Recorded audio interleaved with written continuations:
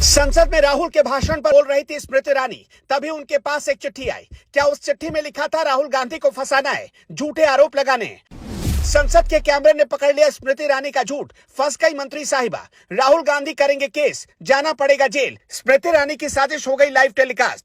हेमा मालिनी ने ही खोल दिया स्मृति ईरानी के झूठ का राज, राहुल के पक्ष में खड़ी हो गई। संसद में काम नहीं आया स्मृति ईरानी का सास बहू वाला ड्रामा।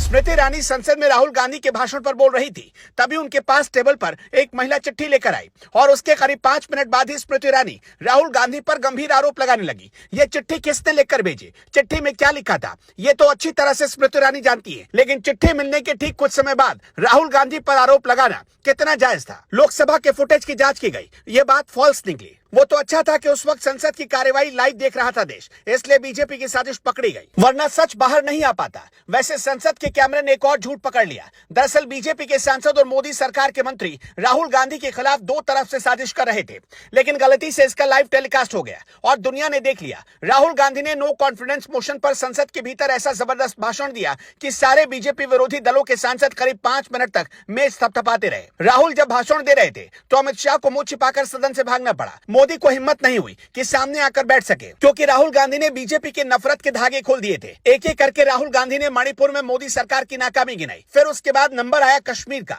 कश्मीर में मोदी सरकार कैसे नाकाम हो गई, उनकी नीतियां कैसे नाकाम हो गई, राहुल गांधी ने इसे गिनाया। अडानी से गहरी यारी की भी पोल खोल दी। राहुल गांधी अपने साथ एक तस्वीर लेकर आए थे और वो तस्वीर दिखाना चाहते थे, लेकिन लोकसभा स्पीकर ने मना कर दिया। कांग्रेस नेता राहुल गांधी को घेरने के लिए दो केंद्रीय मंत्रियों की टीम लगाई गई। स्मृति ईरानी एक तरफ से बोल रही थी, किरण रिजिजू दूसरी तरफ से राहुल पर हमला बोल रहे थे। ऐसा लग रहा था जैसे दोनों मंत्रियों को टारगेट मिला है कि राहुल गांधी को बोलने नहीं देना है। जब भी राहुल गांधी बोलने के लिए खड़े हों, उनके बीच में टोक दो। दो तरफ से दो मंत्री चीखते और चिल्लाते रहे, लेकिन तब राहुल गांधी ने उनसे ऊंची आवाज में बोलकर पूरे सदन का ध्यान खींच लिया। राहुल गांधी ने सबसे पहले मणिपुर पर बोलना शुरू किया। केंद्र सरकार पर आरोप लगाया कि मणिपुर में भारत माता की हत्या की गई। राहुल गांधी ने कहा कि भारत माता को मणिपुर में मारा गया। आपने मणिपुर के लोगों को मारकर भारत की हत्या की। आप देशद्रोही हो, आप देशभक्त नहीं है। आपने देश की हत्या मणिपुर में की, इसलिए आपके प्रधानमंत्री मणिपुर नहीं जा सकते, क्योंकि उन्होंने मणिपुर में भारत माता की हत्या की है। इतना बोलने की देरी थी, सबसे पहले सीट से उठ खड़े हुए केंद्रीय मंत्री किरण रिजिजू और लगे आरोप लगाने की राहुल गांधी आज जो भी बोल रहे हैं मणिपुर के बारे में, उसकी जिम्मेदार कांग्रेस पार्टी है। अब आप ही सोचकर हमें कमेंट बॉक्स में जवाब बताइए कि सरकार अगर बीजेपी की है तो कांग्रेस कैसे जिम्मेदार हो सकती है? किरण रिजिजू ने आगे आरोप लगाया, नॉर्थ ईस्ट में इनकी पार्टी ने इतने साल तक शासन किया, मणिपुर में मिलिटेंट कांग्रेस पार्टी के कारण पैदा हुए। रिजिजू ने यह बोलकर राहुल गांधी की धार कुंद करने की कोशिश की कि कांग्रेस के दौर में इलाके में उग्रवाद चरम पर था, यानी मणिपुर से ध्यान हटाकर पूरी तरह नॉर्थ ईस्ट पर डिबेट करना चाहती थी बीजेपी, जबकि बात सिर्फ मणिपुर पर होनी चाहिए थी। लेकिन बीजेपी के मंत्री और बीजेपी के सांसद ये चाहते नहीं थे कि राहुल गांधी को मणिपुर पर बोलने दिया जाए, क्योंकि ये बीजेपी की सबसे कमजोर नब्ज बन चुकी है। राहुल का भाषण जैसे ही खत्म हुआ, स्मृति ईरानी बोलने के लिए खड़ी हुई और आरोप लगा दिया कि संसद के भीतर राहुल गांधी ने एक महिला सांसद को फ्लाइंग किस दी।